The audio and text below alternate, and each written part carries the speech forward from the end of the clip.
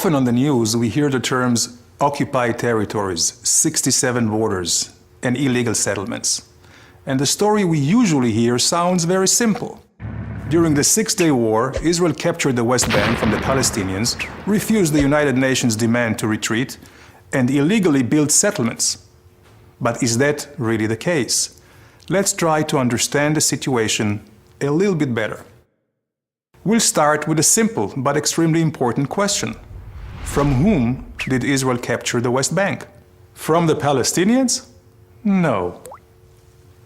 In 1967, there was no Arab nation or state by the name of Palestine.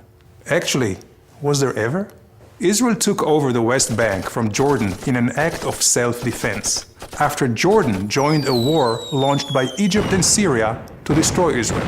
Oh, by the way, destroying countries is rather illegal. The United Nations back in 1967 rejected repeated Arab and Soviet attempts to declare Israel as the aggressor. Security Council Resolution 242 did not demand a unilateral Israeli withdrawal. Rather, the United Nations called for negotiating a solution which would leave Israel with secure and recognized boundaries. In effect, defensible borders. But wait a second, what was Jordan doing in the West Bank in the first place? What was its legal justification?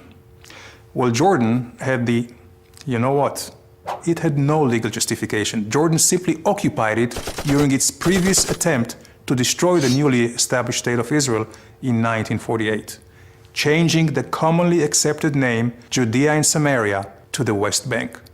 But that did not really convince anybody. And almost no one recognized the legality of Jordan's occupation, not even any of the other Arab states. So, if Jordan had no legal claim to the land, and a Palestine did not exist, whose territory is it? Let's go a little further back in time.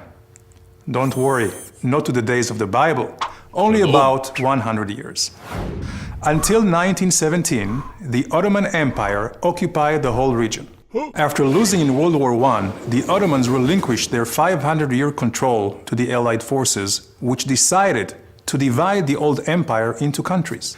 Britain's foreign minister, Lord Balfour, recognized the Jewish people's historical right to their homeland. A small area, equivalent to about 0.5% of the Middle East, was designated for this purpose. Britain received a mandate from the League of Nations to promote the establishment of a Jewish homeland. But wait a second, do you realize what happened? The Jewish homeland originally included not only the West Bank, but also the East Bank of the Jordan River. I guess you cannot say the Jewish people have not accepted some painful compromises already. Anyway, the League of Nations' recognition of a Jewish homeland, which includes the West Bank, was reaffirmed by the United Nations after the Second World War. With the British mandate ending, United Nations General Assembly Resolution 181 recommended the establishment of two states, one Jewish and one Arab. The Jews accepted it and went on to create the State of Israel, while the Arabs refused the compromise and launched a war to destroy the newly established Jewish state. Resolution 181, a non-binding recommendation in the first place, remained with no legal standing. At the end of the war, a ceasefire line was formed, where the Israeli and Arab forces stopped fighting. At the insistence of the Arab leaders, this line was defined as having no political significance.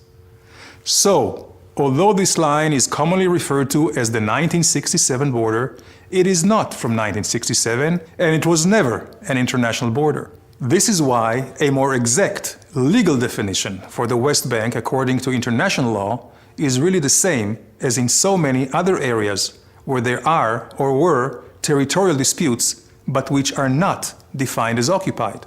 For example, Zubarah, the Tams Islands, the Western Sahara, amongst many others. They're not considered occupied territories, but rather disputed territories. So, let's return for a moment to our illustration and examine the complete chain of events. Israel's presence in the West Bank is the result of a war of self-defense. The West Bank should not be considered occupied because there was no previous legal sovereign in the area, and therefore, the real definition should be disputed territory. The 1947 partition plan has no current legal standing, while Israel's claim to the land was clearly recognized by the international community during the 20th century. That is why the presence and construction of Israeli settlements in the West Bank should not be considered illegal. These are not just my own opinions. They are based on conclusions made by world-renowned jurists like Professor Eugene Rastow, Justice Arthur Goldberg, and Stephen Schwebel, who headed the International Court of Justice. So what's the solution for the dispute over the West Bank? Unfortunately, there is no magic solution. But the only way a solution will ever be reached is if we base our negotiations on legal and historical facts. So please, let's stop using the terms occupied territories and 67 borders. They're simply not politically correct.